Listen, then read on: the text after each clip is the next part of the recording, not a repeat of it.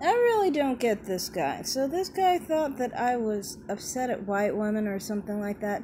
I don't understand this. Why would I be upset at white women if I am okay and have only dated white men? Okay, I know some people don't have that perspective. They have some kind of weird thing going on where they think that white women are bad but white men are okay, or something, like they want to date white men, that they have an issue with white women. I don't have that problem. That's not me. So that's what I mean, like, you talking about that. I mean, I embrace white women's beauty. I embrace black women's beauty. Of who I'm more envious of, well, I am a black woman. So the standard look for black women is not me. So you can gather who would probably make me a bit more envious. Because if you don't have power as your own image, and someone has your image and has more power in your own image, your own identity especially, then you feel powerless. White women don't control my identity. They don't control my image. Dark-skinned black women control my image and identity. And many of the time, people act like I need to identify more with them than what I see in the mirror. So, I mean, if I was to be envious of anyone, well, it wouldn't be white women. Why am I envious of white women? What are they doing to me? Like, seriously. And that doesn't mean I'm envious of black women either who are dark-skinned. I think that they have the most ideal phenotype. And, you know, that's my predicament. Like, I feel like I'm in a space where the only embracement is the fact that I don't look as black as someone else. How is that embracement? It's not even embracement for the features I actually have. It's about how close they can look like someone else. And through these comments, they're kind of like talking like that. Now, the other thing, on the Valley Girl accent, I don't understand. Why are you saying I have a Valley Girl accent? Because I don't. Like, I'm going to actually do a whole video devoted to this whole comment here about Valley Girl. I don't have a Valley Girl accent. I have an accent very similar to other Midwestern people. This is why I pronounce my words a certain way. I think Midwestern people, we tend to overpronounce our words a bit, it seems. I was just watching a tag between Midwestern tag and West Coast tag. So, yeah, I don't have a Valley Girl or California accent. I've only been to California once. I'm not a fan of California. I've always been really negative towards Californians, like, in so many ways, and I don't really want to get into it here, but yeah, I'm not a West Coast girl. Next thing, trying to say that I won't be a white woman. I don't. Why? I don't understand. Why would I show a DNA test that shows that I'm over 80% African in all my DNA tests I've shown here? Somehow that I'm trying to be a white woman by showing you how little European I have in my ancestry. Like, if I wanted to be a white woman, I definitely wouldn't show you that I only have 4% European in one of my DNA results. And anyone can go look. So, I mean, like, I don't know what you're doing there. Now, on the whole thing about my face, chopping my face, no, I don't have any money to go under the knife, but I do see it as a compliment when people think that I got cosmetic surgery, because I've never done anything to my face. I actually need to get something done because my doctors have been saying for a long time, since January of 2021, that I have an obstruction in my nose and I do need to get some kind of rhinoplasty or something fixed in there. Now, I've never gotten it done, but, yeah. I don't want to get it done because I feel like it's going to mess up my face. And I think it is a compliment when people say that I have plastic surgery in my lips and things like that. When you think I chopped up my face, you're basically saying that black people have to have like harder, stronger, bigger features. I don't have those. That's just naturally how my face looks, sweetie.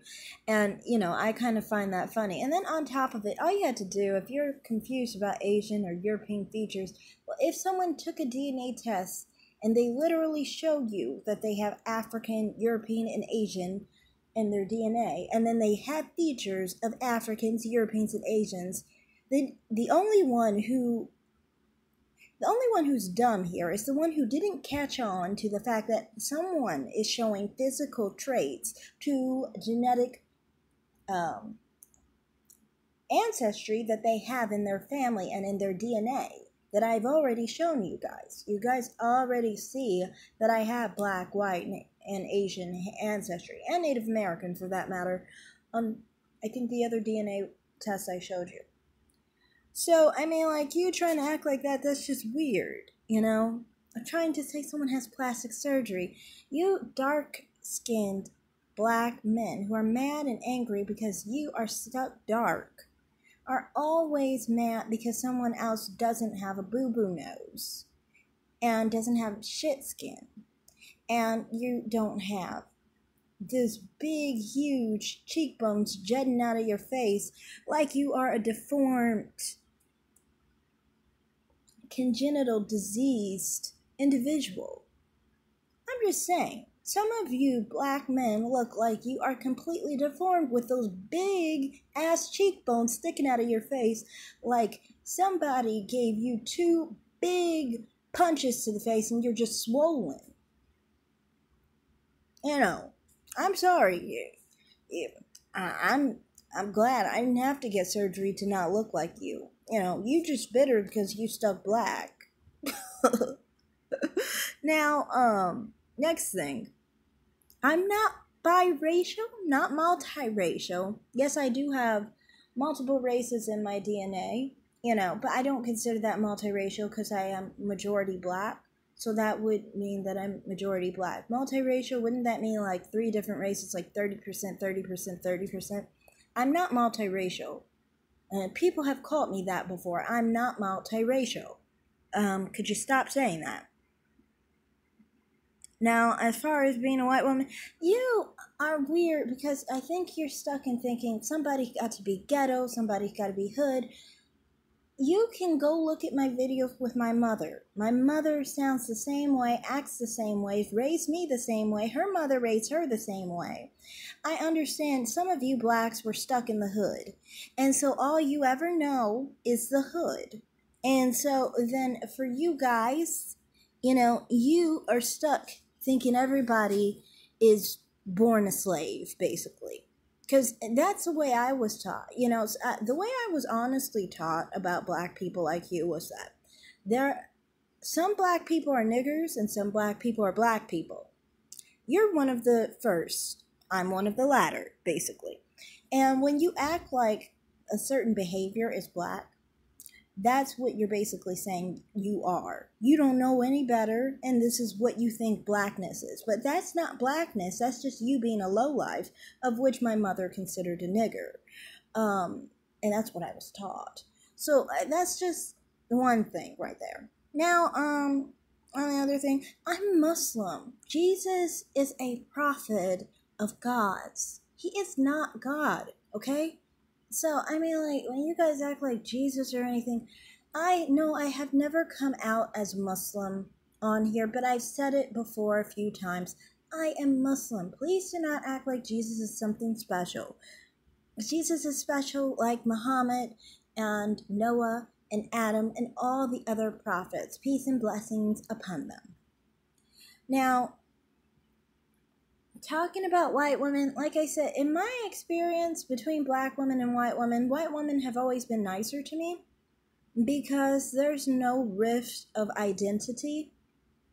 I don't have to worry about them taking my identity. I don't have to worry about them labeling my identity. They don't do any of those things. They let White people are more likely to let you just be freely a black person. They see you as a black person. They don't see a difference, they don't try to distinguish you. Black people, whether they try to or not, they will try to distinguish you, either mentally in the back of their mind or up front, and it's like, if you're hiding something like this and you're acting this way and you're acting like I'm different, it's like, from my perspective, what do you want? How am I supposed to move around in life if you are distinguishing me from you, but at the same time I'm supposed to cling to you for dear life? It's a constant weird relationship going on there, and it's uncomfortable to me. I guess that's all the comments here. Is there anything else this dude said? No, that's all. Okay. But yeah, to me, it's just like, you should always understand my perspective. I think a lot of you guys always think people are code switching, so called. Code switchers are basically what my mother would call people who came from those N families, basically. Nigger families, basically. But they're people who, people can rise above it. So people can be better. They can be better than what they are. But, don't expect me to be the same hood black person that you are, Yeah, I wasn't raised to be a nigger. Okay? I just wasn't. And that's just the way it is. I mean, like, I wasn't raised really to be of low class. And I don't know what else to tell you, really. Yeah. So that's all I'm going to say in this video. Like I said, I'm going to do another video. This one is going to be basically on the whole thing with Valley, West Coast, a type of, accent versus Midwestern accent. Now, I will say on that, I was in Michigan for 15 years, and then I did move closer to the West Coast. So for a few years, I guess you could say I have an accent similar to them. Not really, though, because I've heard people from the West, from the mountainous areas, they have a different accent than the people in the valley area. So that's all I'm going to say in this video. Thanks for watching. Like and subscribe. Have a great day. Comment down below. Bye.